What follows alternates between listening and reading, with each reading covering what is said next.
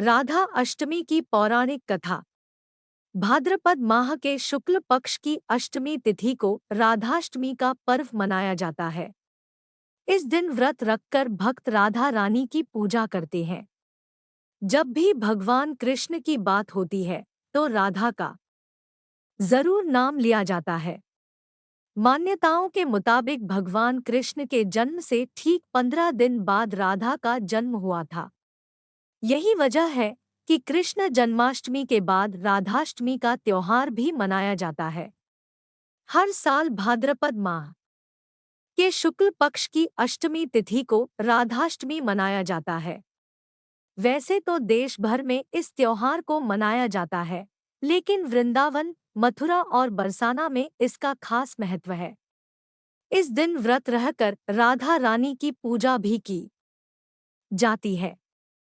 तो आइए जानते हैं कि इस साल राधाष्टमी किस तारीख को पड़ रहा है। साथ ही इसके व्रत कथा को भी जानेंगे। हिंदू कैलेंडर के मुताबिक इस साल का राधाष्टमी पर्व 23 सितंबर को मनाया जाएगा।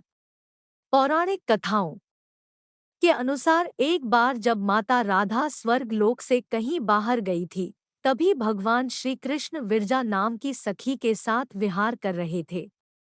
जब राधा ने यह सब देखा तो नाराज हो गई और विरजा का अपमान कर दिया। आहत विरजा नदी बनकर बहने लगी। राधा के व्यवहार पर श्री कृष्ण के मित्र सुदामा को गुस्सा आ गया और वह राधा से नाराज हो गए। सुदामा के इस तरह के व्यवहार को देखकर राधा नाराज हो गई और उन्होंने सुदामा को डोट दानव रूप में जन्म लेने का श्राप दे दिया। सुदामा ने भी राधा को मनुष्य योनि में जन्म लेने का श्राप दिया। राधा जी द्वारा दिए गए श्राप की वजह से ही श्रीदामा का जन्म शंखचूड़ दानव के रूप में हुआ। आगे चलकर वही दानव भगवान विष्णु का परम भक्त बना, जिसका बाद में भगवान शिव ने वध किया। दूसरी तरफ राधा रानी ने पृथ्वी पर वृषभानु के घर पुत्री के रूप में जन्म लिया।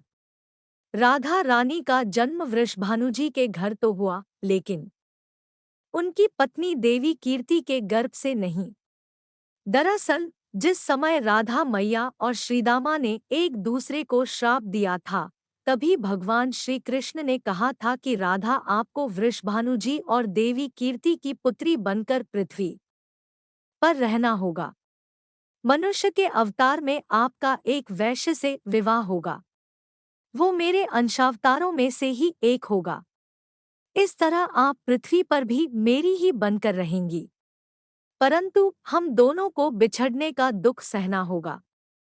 इसके बाद कृष्ण भगवान ने राधा जी को मनुष्य योनि के रूप में जन्म लेने की तैयारी करने के लिए कहा। संसार के सामने वृषभानुजी की पत्नी गर्भवती हुई।